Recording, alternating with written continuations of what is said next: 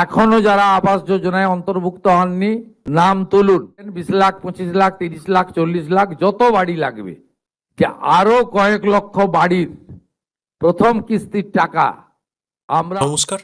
বাংলা বাড়ি বা বাংলা আবাস যোজনার দ্বিতীয় কিস্তি 60,000 টাকা কবে থেকে আপনাদের ব্যাংক অ্যাকাউন্টে ঢুকবে এবং বাংলা বাড়ি বা আবাস যোজনার নতুন বাড়ি পাওয়ার বেশ কিছু বড় ঘোষণা করলেন শুভেন্দু অধিকারী।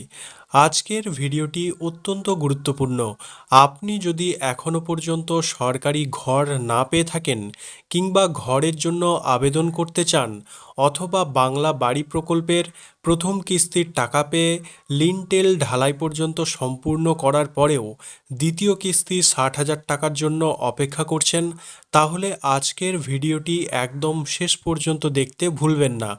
বর্তমানে পশ্চিমবঙ্গে নতুন করে সরকারি ঘরের সার্ভে ও ভেরিফিকেশনের কাজ আবারও জোর কদমে চালানো হচ্ছে।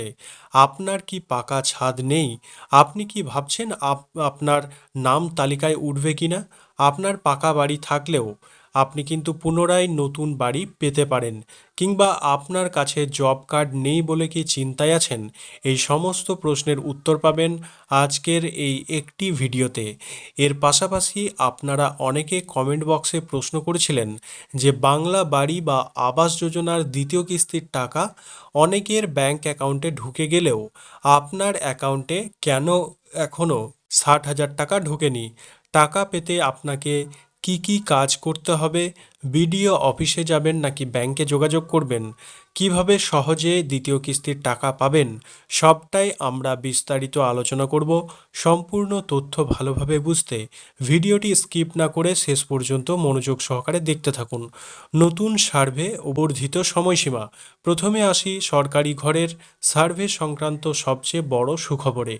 আপনারা অনেকে হয়তো জানেন যে রাজ্যের নতুন করে ঘরের সার্ভে ও আবেদন প্রক্রিয়ার সময়সীমা নির্ধারণ করা হয়েছিল 15ই আগস্ট থেকে। অর্থাৎ এই 15ই আগস্ট পর্যন্ত কিন্তু রাজ্য জুড়ে অতিরিক্ত বৃষ্টিপাত, প্রতিকূল আবহাওয়া এবং পঞ্চায়েত কর্মী ঘাটতির কারণে অনেকেই নির্ধারিত সময়ের মধ্যে এই সার্ভে সুবিধা গ্রহণ করতে পারেননি। অর্থাৎ এই সার্ভে আপনাদের কমপ্লিট হয়নি। সাধারণ মানুষের অসুবিধার কথা মাথায় রেখে সরকারের তরফ থেকে এই সময়সীমা আরও অতিরিক্ত 15 দিন বাড়িয়ে দেওয়া হয়েছে। অর্থাৎ চলতি মাসের 30শে আগস্ট পর্যন্ত আপনারা সরাসরি আবেদনের সুযোগ পাচ্ছেন। যাদের মাথার ওপর এখনও পাকা ছাদ তৈরি হয়নি কিংবা যাদের মাটির বা কাঁচা বাড়ি রয়েছে, তাদের জন্য ঘর পাওয়ার এটি বর্তমান সময়ে সবথেকে বড় সুযোগ। ঘর পাওয়ার জন্য আবেদনের 3টি সহজ উপায়। এখন প্রশ্ন হলো আপনি কিভাবে এই ঘরের জন্য আবেদন করবেন এবং এর জন্য মূলত কি কি কাগজ আপনাকে রেডি রাখতে হবে এবং 3টি কি পদ্ধতি রয়েছে। দেখুন, 1 নাম্বার পয়েন্ট হলো সেলফ সার্ভে পদ্ধতি। আপনি এটি মোবাইলে নিজে আবেদন করতে পারবেন। আপনার কাছে যদি একটি সক্রিয় অর্থাৎ চালু থাকা জব কার্ড থাকে, তবে আপনাকে কোথাও যাওয়ার দরকার নেই। আপনি বাড়িতে বসেই আপনার মোবাইল ফোনের মাধ্যমে আবেদন করতে পারবেন। এর জন্য প্রথমে আপনার মোবাইলের গুগল প্লে স্টোরে গিয়ে সার্চ করবেন আবাস প্লাস 2024 এবং অ্যাপটি ডাউনলোড করে নেবেন। এর পাশাপাশি প্লে স্টোর থেকে আধার ফেস আরডি অ্যাপটি ইনস্টল করে নিতে হবে। এরপর আবাস প্লাস অ্যাপটি ওপেন করে আপনার আধার নম্বর, জব কার্ডের তথ্য, পরিবারের সকল সদস্যের বিবরণ এবং আপনার বর্তমান কাঁচা বাড়ির ছবি তুলে আপলোড করে দেবেন। সব কিছু সঠিক তথ্য দিয়ে সেভ অ্যান্ড নেক্সট করে ফাইনাল সাবমিট করে দিলেই আপনার আবেদন জমা করা হবে। কিছুদিন পর বিডিও অফিস থেকে প্রতিনিধি আপনার বাড়িতে এসে তথ্য যাচাই করে অ্যাপ্রুভ করে দিয়ে যাবে। এবং 2 নম্বর যে পয়েন্ট, সেটি হলো পঞ্চায়েত সার্ভে টিমের মাধ্যমে। জব কার্ড না থাকলেও, আপনার যদি জব কার্ড না থাকে তবে কি আপনি ঘর পাবেন না? উত্তর হলো অবশ্যই পাবেন। যদি আপনার গ্রামে বা এলাকায় পঞ্চায়েতের সার্ভে টিম আসে, তাদের কাছে থাকা বিশেষ অ্যাপ ও আইডির মাধ্যমে তারা আপনাকে যোগ্য বলে অন্তর্ভুক্ত করতে পারেন। সেখানে জব কার্ড না থাকলেও তারা বিশেষ ক্ষমতা বলে আপনাকে যোগ্য তালিকাভুক্ত করতে পারবেন।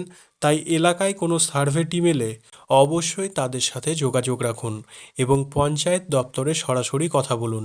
তিন নম্বর যে পয়েন্টটি, বিডিও অফিসে সরাসরি লিখিত আবেদন। যদি আপনার অনলাইন আবেদন করা সম্ভব না হয় এবং কোনো সার্ভে টিমও আপনার বাড়িতে না পৌঁছয়, তবে শেষ উপায় হলো আপনাকে আপনার ব্লকের বিডিও অফিসে যেতে হবে। বিডিও সাহেবের উদ্দেশ্যে একটি সাদা কাগজে দরখাস্ত বা অ্যাপ্লিকেশন লিখে আপনার আধার কার্ড, রেশন কার্ড ও প্রয়োজনীয় নথিপত্র জমা দিলেই প্রশাসনিক তরফ থেকে ভেরিফিকেশনের লোক পাঠিয়ে আপনার নাম তালিকায় অন্তর্ভুক্ত করার ব্যবস্থা করা হবে, যদি আপনি যোগ্য হন। এবং বাংলা বাড়ি দ্বিতীয় কিস্তির টাকা পাওয়ার কারণ ও সমাধান। এবার আসছি সেই গুরুত্বপূর্ণ বিষয়ে জানিয়ে আপনারা অনেকে বারবার প্রশ্ন করছিলেন, বাংলা বাড়ি দ্বিতীয় কিস্তির 60,000 টাকা কেন এখনও ব্যাংক অ্যাকাউন্টে ঢোকেনি।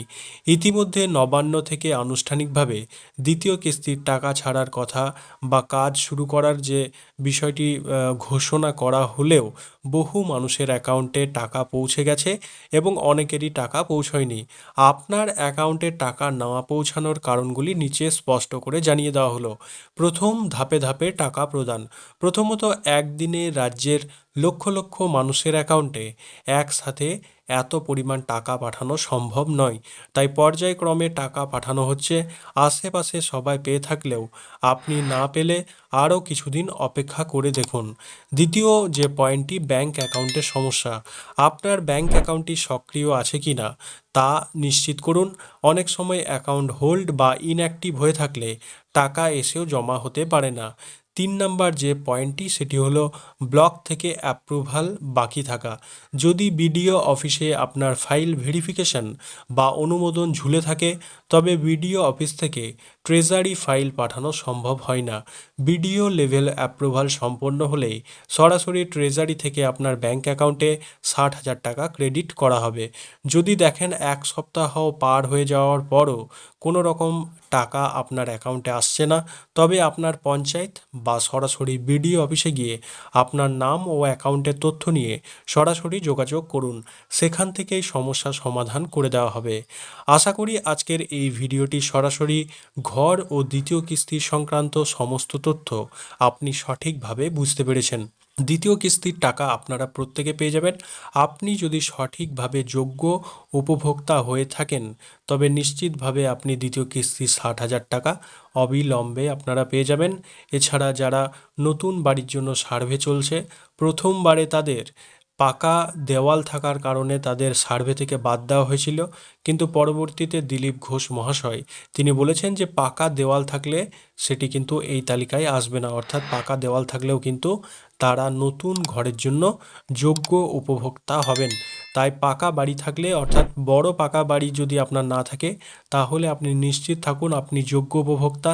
এবং বাংলা বাড়ি বা যেটি এখন নতুন নাম বাংলা আবাস, সেই আবাসের কিন্তু টাকা আপনারা পেয়ে যাবেন এবং আপনি এই বাড়ি পাওয়ার জন্য যোগ্য উপভোক্তা হবেন। তাই আপনারা প্রত্যেকে অপেক্ষা করুন এবং আপনার দ্বিতীয় কিস্তির টাকা অ্যাকাউন্টে ঢুকছে কি না তার নিচে কমেন্ট বক্সে লিখে জানাতে একদম ভুলবেন না। ভিডিওটি ভালো লাগলে অবশ্যই একটি লাইক করুন এবং তথ্যটি সবার কাছে পৌঁছে দিতে ভিডিওটি প্রচুর পরিমাণে শেয়ার করে দিন। এবং চ্যানেলটি সাবস্ক্রাইব না করে থাকলে এক্ষুনি সাবস্ক্রাইব করে পাশে থাকা বেল আইকনটি অল করে রাখুন। দেখা হবে পরবর্তী কোনো এক গুরুত্বপূর্ণ আপডেটের সাথে।